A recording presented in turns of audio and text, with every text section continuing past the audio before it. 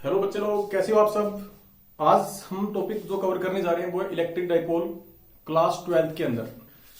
तो सबसे पहले बात करते हैं कि इलेक्ट्रिक डाइपोल क्या होता है। अब इलेक्ट्रिक जो वर्ड है उससे आप सारे अच्छी तरह से फेमिलियर हो चुके हो कि इलेक्ट्रिसिटी से रिलेटेड कोई टर्म है। अब बात आ गई यहाँ पे डाइपोल की। डाइपोल जो वर्ड है वो डाई प्लस पोल, यानी कि कम से कम टू पोल या एटलीस्ट टू पोल्स होते हैं, वो डाइपोल कहलाता है। पोल का मतलब जिस प्रकार मैग्नेट के अंदर साउथ और नॉर्थ दो पोल होते हैं, उसी प्रकार इलेक्ट्रिसिटी के अंदर पॉजिटिव और नेगेटिव ये हमारे दो पोल होते हैं बैटरी के अंदर। तो यानी कि एक ऐसा सिस्टम जहां पर दो अपोजिट नेचर और इक्वल मैग्नीट्यूड के चार्ज पास पास में रखे जाते हैं, या हम कह सकते हैं कि at a very small distance, तो उसको हम इलेक्ट्रिक डाइपोल के अंदर कंसीडर करते हैं। तो हम इस प्रकार एक छोटा सा इसका जो डायग्राम होता है वो ऐसे बना सकते हैं कि एक नेगेटिव क्यू चार्ज और एक पॉजिटिव क्यू। मैग्नीट्यूड दोनों का सेम है, कुछ भी हो सकता है, 1 माइक्रोकुलाम हो सकता है, 1 कुलाम हो सकता है, लेकिन एक पॉजिटिव नेचर का है, एक नेगेटिव का है, और काफी स्मॉल डिस्टेंस पे ये रखे जाते हैं दूसरे से। लगभग जो एंगस्ट्रॉम यूनिट होती है 10⁻⁻12 मीटर या उससे भी कम डिस्टेंस पर ये हो सकते हैं। तो वो चीज इलेक्ट्रिक डाइपोल कहलाती है। तो फिर बात आती है कि इतनी माइनर जो डिस्टेंस होती है वो कहां पर पॉसिबल है। तो जितने भी हमारे मॉलिक्यूल्स वगैरह होते हैं उनके अंदर पॉजिटिव और नेगेटिव दोनों तरह के हमारे पास चार्जेस होते हैं, तो उनका जो कॉम्बिनेशन होता है वो मिलके एक इलेक्ट्रिक डाइपोल बनाते हैं। तो इलेक्ट्रिक डाइपोल जब दो सेम मैग्नीट्यूड के और अपोजिट नेचर वाले चार्जेस एक बहुत ही स्मॉल डिस्टेंस पे जब रखे जाते हैं, नॉर्मली हम जो उसको रिप्रेजेंट करते हैं इस प्रकार, तो हम 2L डिस्टेंस लेते हैं। अब बात इसमें आती है कि 2L हम यहाँ पे क्यों ले रहे हैं, L भी ले सकते थे। तो इसका कारण ये है कि आगे जो हम डेरिवेशन वगैरह यूज करेंगे इस टॉपिक से रिलेटेड, वहां पर हमें इस डाइपोल का जो सेंटर होता है, यहाँ पे सपोज करो कि हमने सेंटर इसका O बना दिया, तो हमें बहुत से केसेस के अंदर सेंटर से डिस्टेंस मेजर करनी पड़ती है। तो अगर हम इसको पूरा को L लेंगे तो हमें हाफ डिस्टेंस L/2 लेनी पड़ेगी, और उसको जब आगे यूज करेंगे वहां पे कई बार इसका स्क्वायर करना होता है, क्यूब करनी होती है, तो वहां पे थोड़ी सी हमारे लिए प्रॉब्लम क्रिएट हो जाती है। तो इस चीज को आसान बनाने के लिए हम इसको 2L लेकर चलते हैं पहले। तो इस प्रकार यहां से लेकर यहां तक ये डिस्टेंस L हो जाएगी, हाफ डिस्टेंस, और बाकी रिमेनिंग हाफ जो L है वो इस तरफ। तो इलेक्ट्रिक डाइपोल हम एग्जांपल जैसे ले रहे थे कि जो मॉलिक्यूल्स होते हैं हमारे जितने भी एटम्स वगैरह हैं उनके अंदर, तो उनको हम दो कैटेगरीज के अंदर डिवाइड कर सकते हैं। इलेक्ट्रिक डाइपोल जो है उसके बेस के ऊपर जितने भी मॉलिक्यूल्स हैं उनकी 2 कैटेगरीज होती है हमारे पास। एक होता है पोलर मॉलिक्यूल्स, एक होता है नॉन पोलर। तो सबसे पहले हम पोलर की बात करते हैं। तो पोलर मॉलिक्यूल्स के अंदर देखो कि सेंटर ऑफ मास ऑफ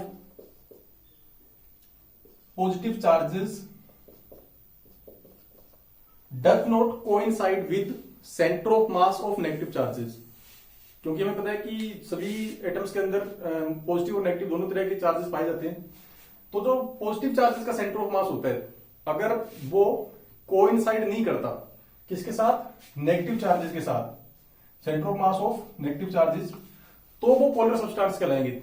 जैसे हम यहां पे बात करते हैं कि यहां पे कंसेप्ट आ गया कि अगर पोलर की बात करेंगे, H2O की अगर बात करें, वाटर होता है वो एक पोलर सब्सटेंस अपना कहलाता है। क्यों?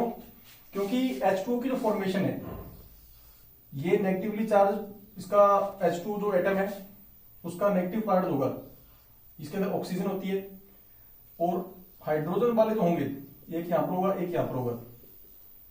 अप्रोक्सीमेट 105 डिग्री का एंगल बनता है दोनों के बीच में। तो अब इनका जो सेंटर ऑफ मास होगा दोनों हाइड्रोजन वालों का, वो इससे बाहर होगा। यहां पे सेंटर ऑफ मास आ जाएगा पॉजिटिव चार्जेस का, क्योंकि हाइड्रोजन को पॉजिटिव होता है और ऑक्सीजन को नेगेटिव चार्जेस। तो ये जो डिस्टेंस होती है ये एक प्रॉपर मतलब एक डिस्टेंस से इनको हम कह सकते हैं कि ये सेपरेट किए होते हैं। तो ये इनकी जो डिस्टेंस है वो चेंज नहीं होती है, फिक्स डिस्टेंस होती है। तो ये चीज पोलर के अंदर आ जाती है। क्योंकि इसके अंदर एक और एग्जांपल ले सकते हैं अपने NaCl का। तो जैसे Na पॉजिटिव होता है और Cl नेगेटिव होता है, इसका सेंटर ऑफ मास यहां पे आ गया, इसका सेंटर ऑफ मास यहां पे आ गया, तो ये डिस्टेंस है, ये फिक्स है, ये अब और ज्यादा चेंज नहीं हो सकती। ये मॉलिक्यूल जो है या आयंस एक दूसरे के नजदीक आ नहीं सकती इससे ज्यादा। तो ये पोलर के अंदर आ गई।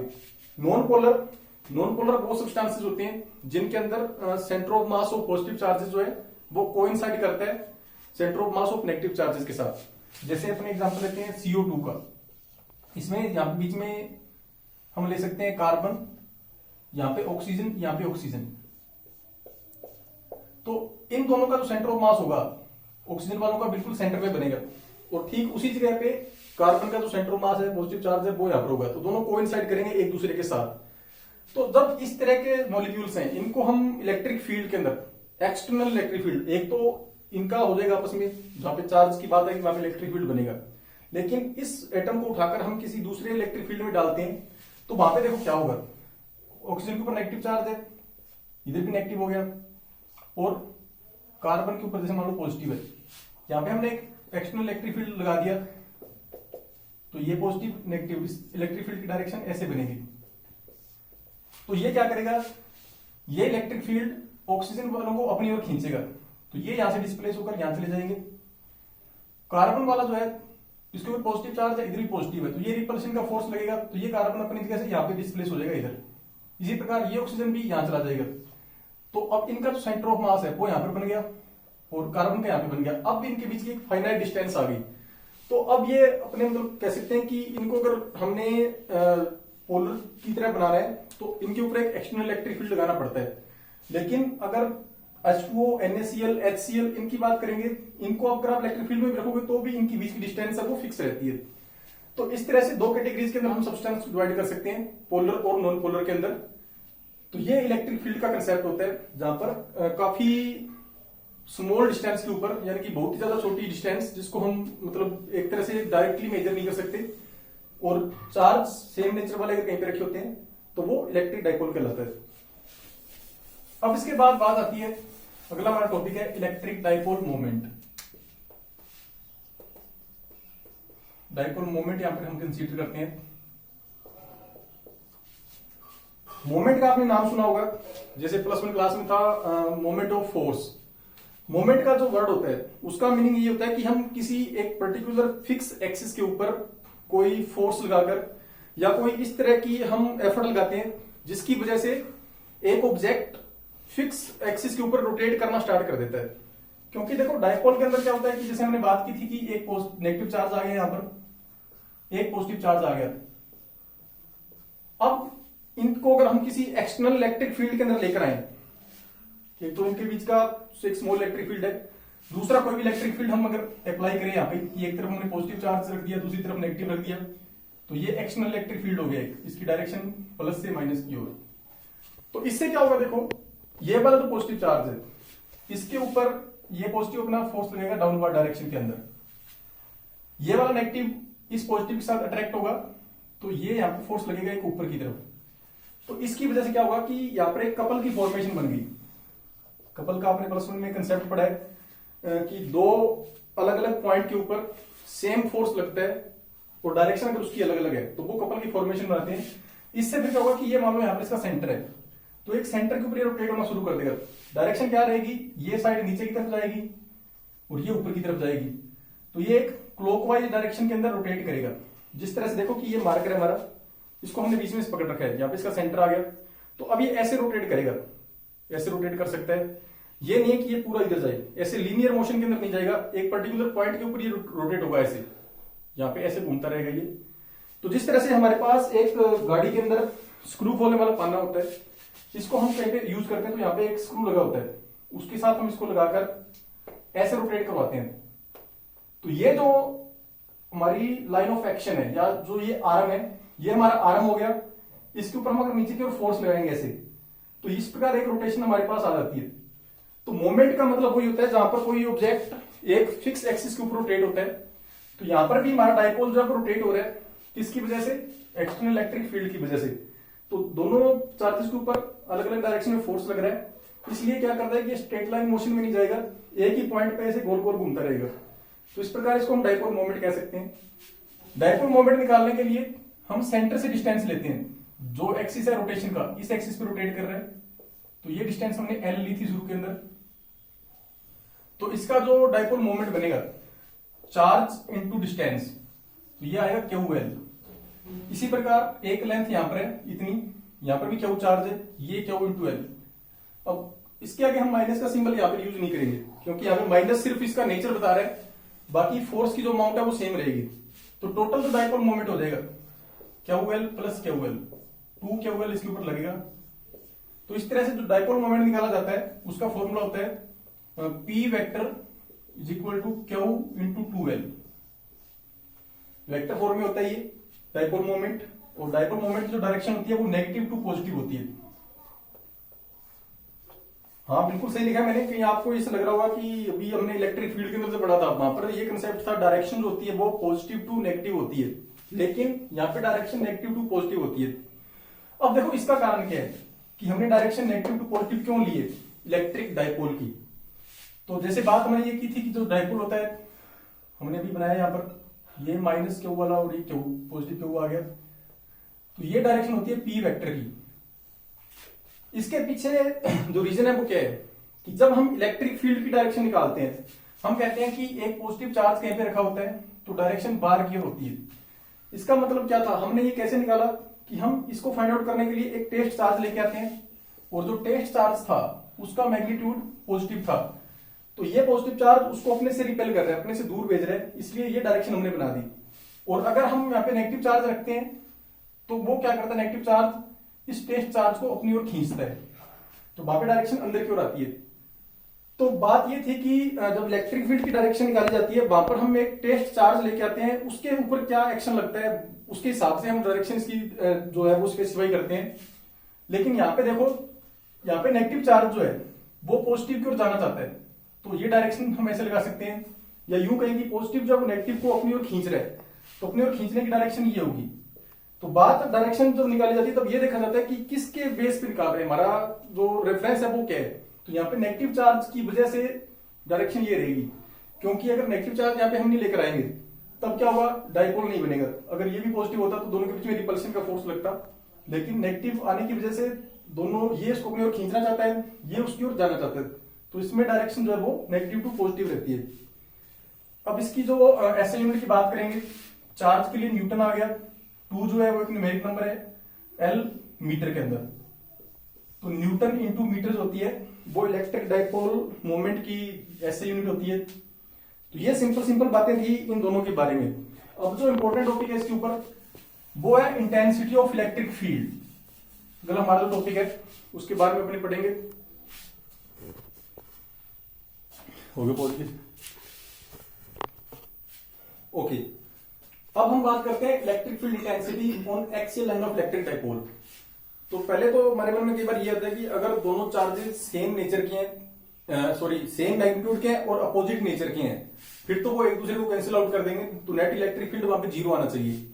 तो देखो ऐसा कुछ नहीं होता, क्योंकि देखो जो माइनस का चार्ज है वो यहाँ पे रखा हुआ है और पॉजिटिव चार्ज है वो यहाँ पे रखा हुआ है। तो अगर इसके पास हम कोई और चार्ज है यहाँ पे दूसरा लेके आते हैं तो ये अपना इंडिविजुअल इफेक्ट उसके ऊपर लगाएगा। अगर वो पॉजिटिव है तो ये रिपल्शन का उसके ऊपर फोर्स लगाएगा। इसी प्रकार यहाँ पे अगर पॉजिटिव लाएंगे तो ये अट्रैक्शन का फोर्स इनके बीच में बनेगा। तो इसकी वजह से क्या होता है कि जो हम इलेक्ट्रिक फील्ड निकालते हैं तो वहां पे हमें कुछ ना कुछ रिजल्ट मिलता है, 0 रिजल्ट यहां पर नहीं आता। तो ये एक डेरिवेशन है electric field intensity on axial line.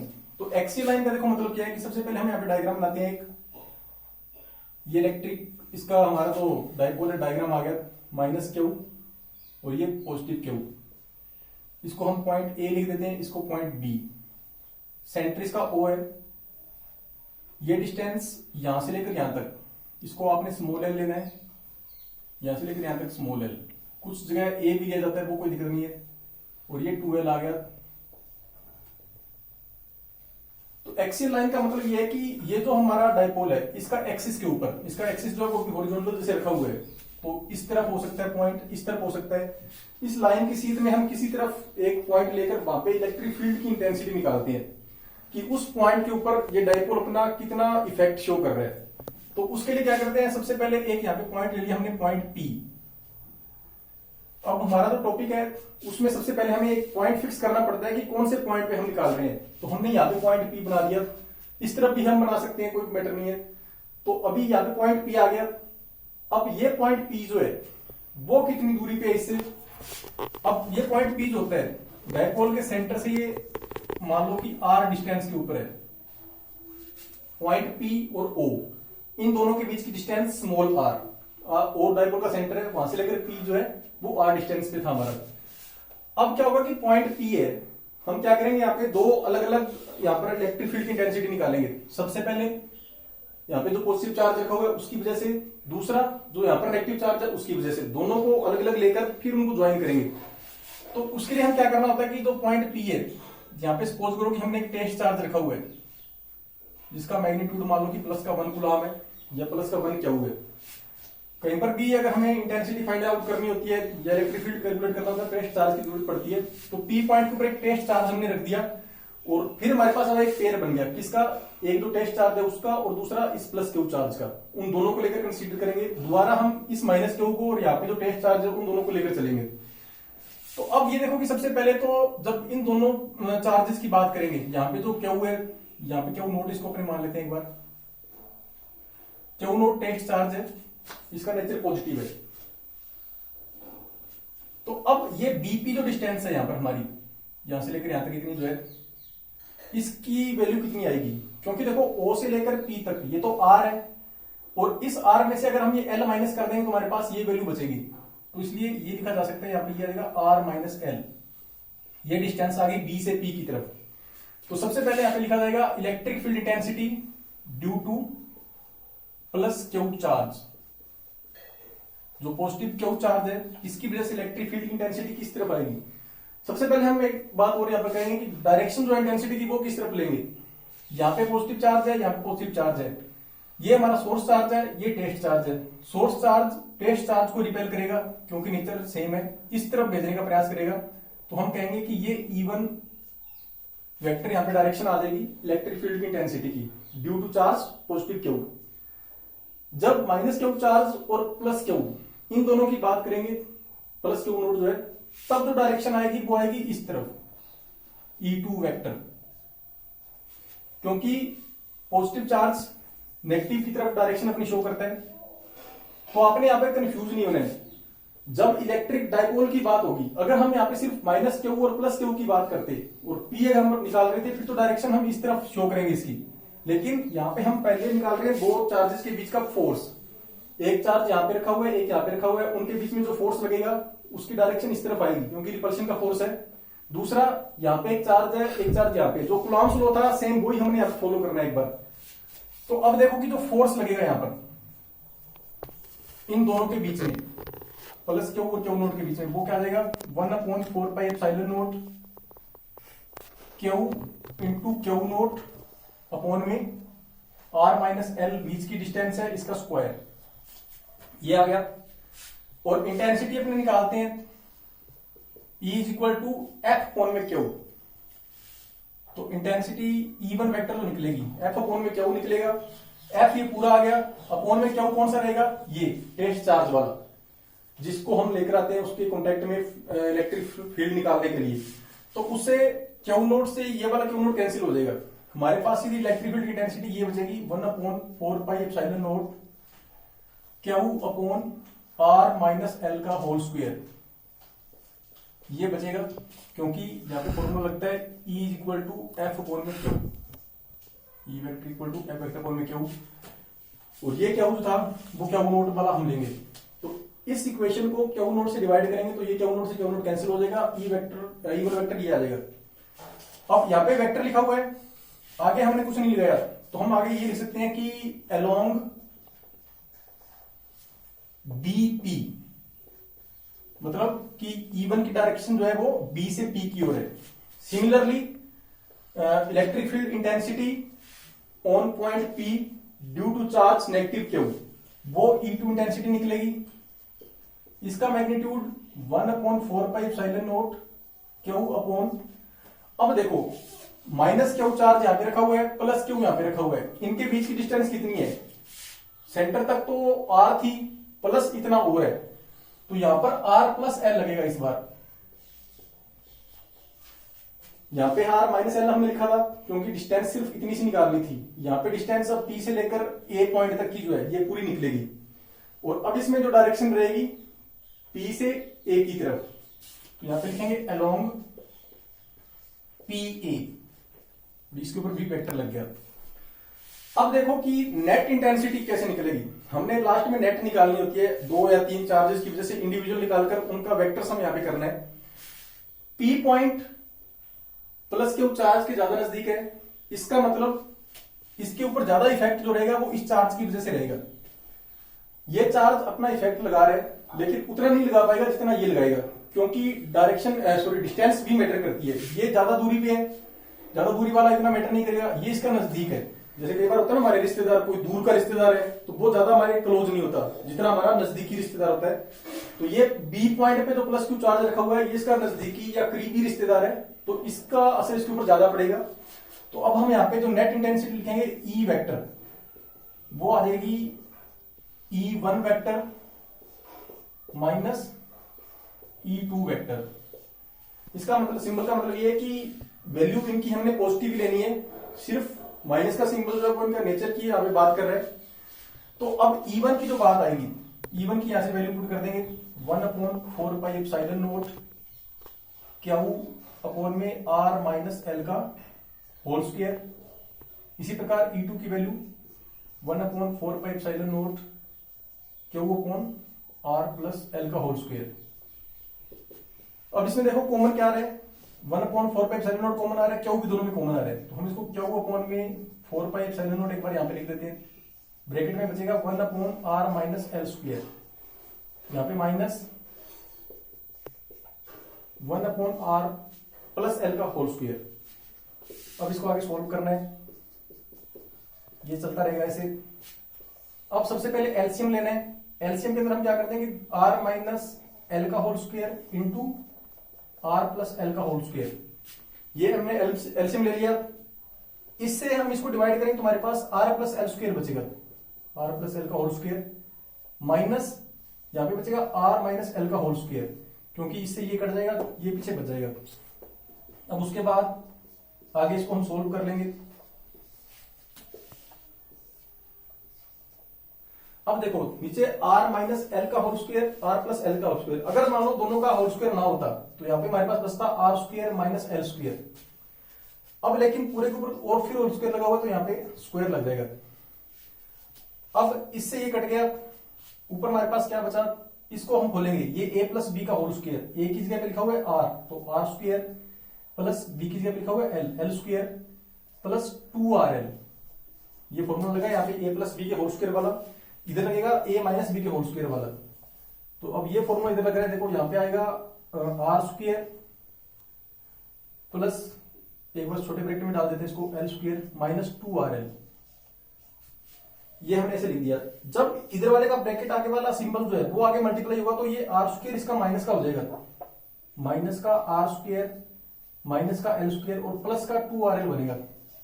इससे क्या होगा कि ये R स्क्वायर से R स्क्वायर कट गया, L स्क्वायर से L स्क्वायर कट गया, 2RL और 2RL मिलकर 4RL हो जाएगी। आगे मैं यहां पे लिख देता हूं, E1 वेक्टर की वैल्यू है 1/4 पाई एप्सिलॉन नॉट, तो साथ में इसमें क्या हुआ आ जाएगा, इधर बच गया 4RL upon R square minus L square का होल स्क्वायर। अब इसमें देखो कि क्या करना है, अब हमने देखना है कि R की जो वैल्यू है वो L के कंपैरिजन में काफी ज्यादा बड़ी है, क्योंकि L बेसिकली सिर्फ इतना सा है, R यहां से लेकर हमारे यहां तक है। लेकिन और डाइपोल की जब हमने डेफिनेशन पढ़ी थी वहां पे हमने ये देखा था कि जो डिस्टेंस होती है डाइपोल के बीच में वो 10 की पावर माइनस 12 से ज्यादा ही होगी, कम नहीं होगी। तो बहुत छोटी क्वांटिटी है ये, और कोई छोटी क्वांटिटी का स्क्वायर होता है। जैसे सपोज करो कि L की वैल्यू अगर 0.1 है, इसका हमने स्क्वायर कर दिया तो ये 0.01 हो गया, और ज्यादा छोटी वैल्यू होगी। और R की वैल्यू अगर 10 थी हमारे पास, इसका स्क्वायर करेंगे तो ये 100 हो जाएगा। तो 100 में से 0.01 अगर मान लो हमने माइनस किया तो 99.99 रह गया, यानी कि लगभग 100 के बराबर वैल्यू रहेगी। तो ऐसी कंडीशन के अंदर हम क्या कर सकते हैं कि स्मॉलर वैल्यू को नेग्लेक्ट कर सकते हैं। तो हम यहां पे कहते हैं R square is much greater than L square, so L is negligible. इसकी वैल्यू हमने नेग्लेक्ट कर दिया। नेग्लेक्ट करने का मतलब उसकी वैल्यू 0, जो ना के बराबर है, 0 के बराबर है। तो L स्क्वायर, L की पूरी टर्म 0 आ जाएगी, नीचे R की पावर 4 रहेगी, तो ये बचेगा 1/4 पाई एप्सिलॉन नॉट, ये आ गया 4RL, नीचे R स्क्वायर ये तो था ही, ऊपर स्क्वायर और लगी हुई है तो R की पावर 4 आ जाएगी। अब इसमें इस ए के आर से ये वैल्यू कट गई, नीचे पावर रहेगी 3, ऊपर बच गया क्यू इंटू 4L। इसको हमने ऐसे लिख दिया, 2 आगे लगा दिया, यहां पे लिख दिया क्यू इंटू 2L, क्योंकि जब मल्टीप्लाई करेंगे 2 इंटू 2 4 QL बन जाएगा, और 4 QL ये पहले से था। ये हमने इसलिए बनाया कि हम क्यू इंटू 2L की जगह पे पी वेक्टर लिख सकते हैं, जो हमने थोड़ी देर पहले डाइपोल मोमेंट के बारे में पढ़ा था। नीचे आ जाएगा 4 pi epsilon naught R cube. तो इस ब्रैकेट वाली क्वांटिटी की जगह पे पी वेक्टर आ गया हमारा। तो अब देखो हमारे पास क्या बचेगा, 1/4 pi epsilon not 2p vector upon में आर क्यूब, और इधर आएगा ई वेक्टर अलोंग।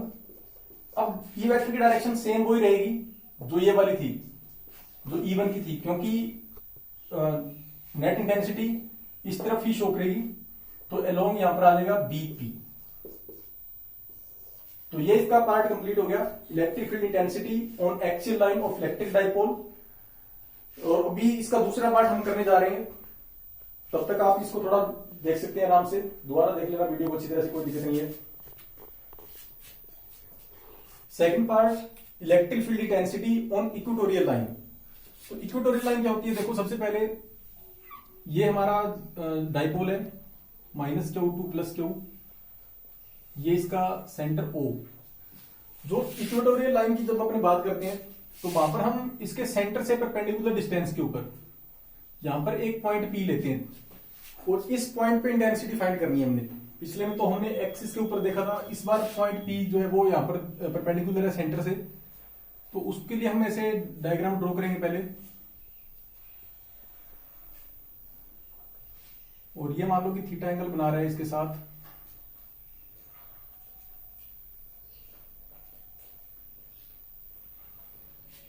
ये हमारा डायग्राम बन गया। पॉइंट P पे हमने इंटेंसिटी निकालनी है। डाइपोल की लेंथ 2L, यहां से लेकर यहां तक पूरी सेम कोई कंसेप्ट रहेगा, यहां से लेकर फिर O तक L आ जाएगा, इसी प्रकार यहां से लेकर यहां तक L। अब हमने पॉइंट P पे इंटेंसिटी निकालनी है, वही सेम पैटर्न रहेगा कि यहां पर हम एक टेस्ट चार्ज रखेंगे जिसका नेचर पॉजिटिव होगा, और दो के पेयर बनाकर अलग अलग इंटेंसिटी फाइंड करनी है। तो सबसे पहले यहां पे पॉइंट A, ये पॉइंट B ले लेते हैं जिसके ऊपर +Q चार्ज रखा हुआ है। हमें डिस्टेंस की अब देखो कौन सी जरूरत पड़ेगी, एक तो AP की और एक BP डिस्टेंस की। तो सबसे पहले हम ये निकालते हैं। तो AP या BP की वैल्यू निकालने के लिए दोनों में से हम कोई भी एक राइट एंगल ट्राइंगल ले सकते हैं, दोनों की बात एक जैसी रहेगी। तो यहां पे लिखेंगे फ्रॉम ट्राइंगल, यहां पे भी 90 एंगल बन रहा है, यहां पे भी बन रहा है। एक ट्राइंगल आ गया AOP, एंड दूसरा ट्राइंगल आ गया POB या BOP, कुछ भी अपने ले सकते हैं। हमने यहां पे जैसे AP निकालना है इस ट्राइंगल के अंदर, पहले इसकी बात कर लेते हैं। AP की जो वैल्यू आएगी, AP क्या चीज है, AP अगर हमने इसका निकालना है, वो आ गया इसका हाइपोटेनियस, OA इसका बेस आ गया, और O से लेकर P तक ये उसकी होगी परपेंडिकुलर, और ये डिस्टेंस हमें R गिवन होती है। पॉइंट P की सेंटर से डिस्टेंस हमेशा R रहेगी, चाहे वो एक्सियल का केस हो चाहे ये हो। तो यहां पे आएगा AP² इज इक्वल टू, हम आगे कह सकते हैं AP² इज इक्वल टू आ गया OA² प्लस OP²। तो OA² L आ गया, L का स्क्वायर प्लस OP², OP² यहां पे आ जाएगा R²। तो L² प्लस R², ये वैल्यू आ जाएगी। सिमिलरली दूसरा जो ट्राइंगल है POB, इसमें भी ये केस रहेगा, अगर हमने PB निकालना है तो वो R² प्लस L² के बराबर होगा। यहां पे AP का स्क्वायर है, उसी प्रकार उधर हमारा जो रहेगा BP का स्क्वायर जो है वो भी सेम आ जाएगा। ये डिस्टेंस हमें जरूरत पड़ेगी। तो सबसे पहले हम इंटेंसिटी निकालते हैं, intensity due to +Q charge जो पॉइंट B के ऊपर रखा हुआ है। इस चार्ज की वजह से पॉइंट P के ऊपर जो इंटेंसिटी निकलेगी उसका वो सेम पैटर्न रहेगा पीछे वाला जो था। E1 vector is equal to 1/4 pi epsilon naught Q upon R² plus L², जो हमने यहां पे लिखा हुआ है L² प्लस आर स्क्वायर, इनमें से किसी को भी हम आगे पीछे लिख सकते हैं, दोनों पॉजिटिव है तो आगे पीछे लिखा जा सकता है। तो यहाँ पे r square plus L square आ गया, क्योंकि हम बीपी स्क्वायर की वैल्यू हमें जरूरत पड़ती है, डिस्टेंस का स्क्वायर करना होता है, इसलिए हमने यहाँ पे डिस्टेंस का स्क्वायर लिख दिया। अगर एपी निकालेंगे पहले रूट करना पड़ेगा, बाद में स्क्वायर करेंगे तो फिर वो सेम वैल्यू आ जाएगी। तो ये इक्वेशन नंबर 1, इसकी डायरेक्शन किस तरफ आ गई, अलोंग बीपी, बी से पी की तरफ, क्योंकि दोनों पॉजिटिव नेचर वाले हैं तो ये उसको रिपेल करेगा, ये डायरेक्शन आ जाएगी इस तरफ, ये आ गया यहां पर E1 वेक्टर, E1 वेक्टर की डायरेक्शन ऊपर की तरफ। Similarly electric field intensity due to minus Q charge, इसको हम E2 वेक्टर यहां पर लिखेंगे, ये आएगा 1/4πε0 क्या वो कौन, ये भी R square plus L square same रहेगी, इसकी डिस्टेंस भी हमने फाइंड कर रखी है, लेकिन डायरेक्शन जो होगी वो आ जाएगा अलोंग पी ए, इसमें डायरेक्शन पी से ए की तरफ, क्योंकि पी के ऊपर पॉजिटिव चार्ज है, ए के ऊपर नेगेटिव चार्ज है, तो डायरेक्शन पी से ए की तरफ रहेगी। ये आ जाएगी इस तरफ E2 वेक्टर, E1 वेक्टर ऊपर की तरफ, E2 वेक्टर नीचे की तरफ। अब फिर बात ये आ गई कि जो रिजल्टेंट इंटेंसिटी निकलेगी वो किस तरफ होगी। तो जहां पर इस तरह का केस आ जाता है, अगर हमने रिजल्टेंट इंटेंसिटी निकालनी होती है, अब एक उधर डायरेक्शन शो कर रहा है, एक इधर कर रहा है, तो नेट इंटेंसिटी की डायरेक्शन जो होगी वो इस तरफ आएगी, ई वेक्टर जो होगा यहां पर वो इस तरफ बनेगा, इसको हम यहां पे पॉइंट आर लिख देते हैं। एक पॉइंट पी से आर की और नेट इंटेंसिटी होगी, क्योंकि ये वेक्टर की प्रॉपर्टीज है, एक वेक्टर ऊपर की तरफ पॉइंट कर रहा है, एक नीचे की तरफ कर रहा है, तो रिजल्टेंट होगा वो दोनों के बीच में बनता है हमेशा। तो जो नेट इंटेंसिटी निकालेंगे अपने ई वेक्टर, यहां पर ई वेक्टर की जब बात आएगी वो E1 और E2 से मिलकर आएगी, लेकिन अब यहाँ पे डायरेक्ट हम उनको एडिशन नहीं कर सकते, जैसे नॉर्मली पिछले में किया था। भाग्य क्या था कि एक्सिस सेम था, सिर्फ डायरेक्शन अलग अलग थी, तो वहां पे पॉजिटिव नेगेटिव करके हमने निकाल दिया। यहाँ पे या तो हम पैरेललोग्राम लो वाला यहाँ पे कंसेप्ट लगा सकते हैं, जैसे ये था। अब देखो यहाँ पे थीटा एंगल बन रहा था, यहाँ पे सेम एंगल थीटा बनेगा, इस तरफ थीटा बन रहा है तो ये अल्टरनेट इस तरफ भी थीटा आ जाएगा। तो नॉर्मली अगर हमने यहाँ पर पैरेललोग्राम कंसेप्ट लगाना है रिजल्टेंट निकालने के लिए, तो वो होता है हमारे पास e square plus q square plus 2p q cos theta. यहां पे आ जाएगा E1 square plus E2 square plus 2 E1 E2 cos theta. पूरा दोनों वेक्टर के बीच का एंगल कितना है, यहां पे थीटा और थीटा, 2 थीटा एंगल बनेगा दोनों के बीच में। हम दोनों वेक्टर के बीच का टोटल एंगल लेते होते हैं, तो हमारे पास आधी वैल्यू ये भी थीटा की थी, ये भी थीटा की थी, पूरा मिलकर 2 थीटा यहां पर आएगा। अब देखो कि जो हमने यहाँ पे रिजल्ट लिखा है इक्वेशन 1 और 2, यहां से आप देखो कि ये वाली जो वैल्यू है और ये वाली दोनों सेम है, कोई डिफरेंस नहीं है दोनों में। हालांकि ये माइनस क्यू की वजह से था, तो हम इसके आगे ये सिंबल लगा देते हैं। माइनस क्यू यहाँ पे सिर्फ इसका नेचर बता रहा है, बाकी स्ट्रेंथ इसकी सेम है, दोनों का फोर्स एक जैसा है, लेकिन ये नेगेटिव है और ये पॉजिटिव है, सिर्फ फर्क इतना ही है। अब इस वजह से क्या होगा कि हम कह सकते हैं कि ये वैल्यू और ये वैल्यू इक्वल है, तो यहां पर ये आएगा E1 is equal to E2। हम E1 को E2 मान सकते हैं, E2 को E1 मान सकते हैं।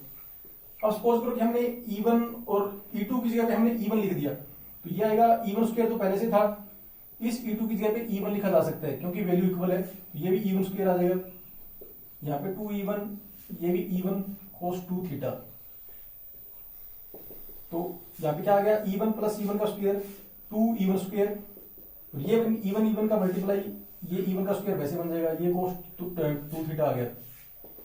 अब इसमें से कॉमन क्या आएगा, 2E1 स्क्वायर कॉमन आ सकता है, हमारे पास क्या बचेगा, यहां से 1 बच गया, ये पूरा कॉमन आ गया, तो 1 प्लस cos 2 थीटा। अब मैथ के अंदर एक हमारे पास प्रॉपर्टीज होती है, 1 प्लस cos 2 थीटा जो होता है वो 2 cos स्क्वायर थीटा के बराबर होता है। मैथ वाले बच्चों को ये पता है। अब बायो वालों के मन में कई बार ये रहता है कि पढ़ना हमें भी पड़ता है, लेकिन ये चीजें हमारे सिलेबस में नहीं आती, तो आपको थोड़ा बहुत इसको याद करना पड़ेगा, वो तो ज्यादा से ज्यादा क्या कर सकते हैं।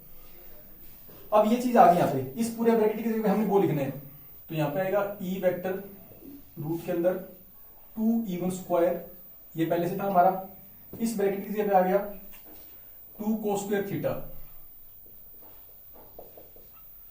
अब 2 ये 2 यहाँ पे लिखा हुआ है, 2 इस तरफ हमारा आ गया, अब ये मल्टीप्लाई के अंदर आएगा, सॉरी इसके अंदर, क्योंकि यहाँ पे मल्टीप्लाई का केस है। तो ये 4 even square cos square theta ये बन गया। रूट करेंगे, 4 की जगह पे 2 रह जाएगा, इवन स्क्वायर की जगह पे सिर्फ इवन रह जाएगा और कोस स्क्वायर की जगह पे कोस थीटा रह जाएगा। तो रिजल्टेंट जो इंटेंसिटी है वो इतनी रहेगी हमारी 2 इवन कोस थीटा। अब देखो कि सबसे पहले हमने यहाँ पे क्या करना है, कोस थीटा की वैल्यू निकालनी है। वो यहाँ पे पुट करेंगे तो हमारा आंसर आ जाएगा। कोस थीटा की वैल्यू, जो ट्रायंगल ले रखे हैं दोनों, इनमें से किसी में भी आप कोस थीटा की प्रॉपर्टी निकाल सकते हो। अब जैसे ये आ गया कोस थीटा, अपने निकालने के लिए जो ट्रिग्नोमेट्री वाले रेशियोज होते हैं, साइन हो गया, कोस हो गया, तो कोस के अंदर क्या प्रॉपर्टीज लगती है? कोस के अंदर बेस अपॉन में हाइपोटेन्यूज, ये आ जाएगा। बेस इसका क्या दे रखा है? बेस आ गया इसका L, hypotenuse R square plus L square, ये कोस थीटा की वैल्यू आ गई जो हमने इसमें रखनी है। 2 पहले आगे दे रखा है। इवन की वैल्यू क्या लिखी थी हमने? 1/4 पाई एप्सिलॉन नॉट क्या हुआ upon R square plus L square, ये हमने लिखी थी।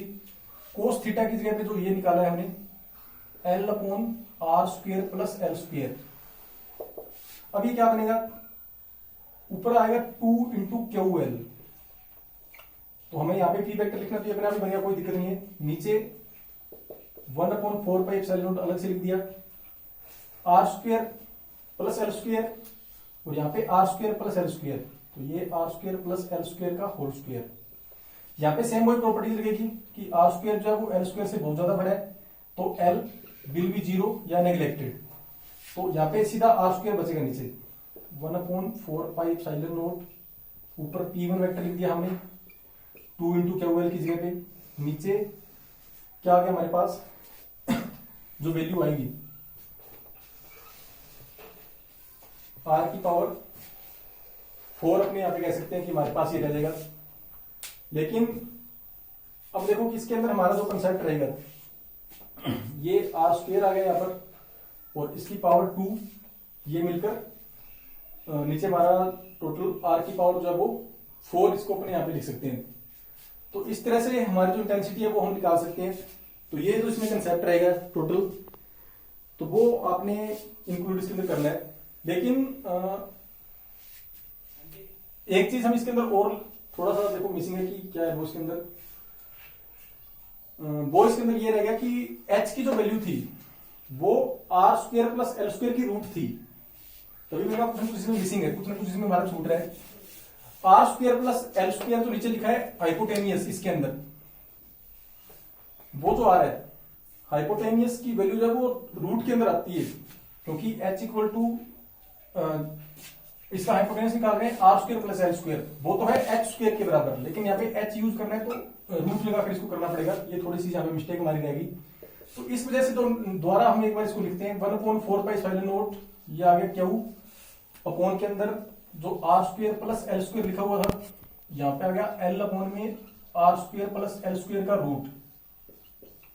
तो ऊपर तो सेम वही बनेगा, 2 इंटू QL बनेगा, नीचे 4 पाई एप्सिलॉन नॉट आएगा, ये R square plus L square ये पूरी पावर है, ये हाफ पावर है, तो ये R square plus L square की जो पावर है वो 3/2 बनेगी।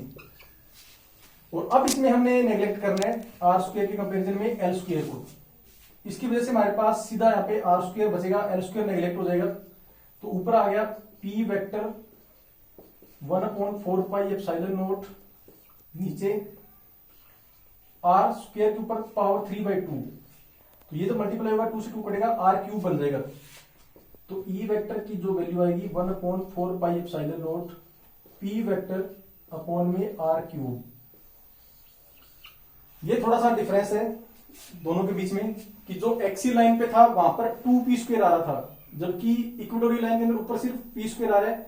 तो दोनों का जो रेशियो निकलता है हम यहां पे लिख सकते हैं E axial upon E vector equatorial, दोनों को जो डिवाइड करेंगे हमारे पास 2 का रेशियो बचता है।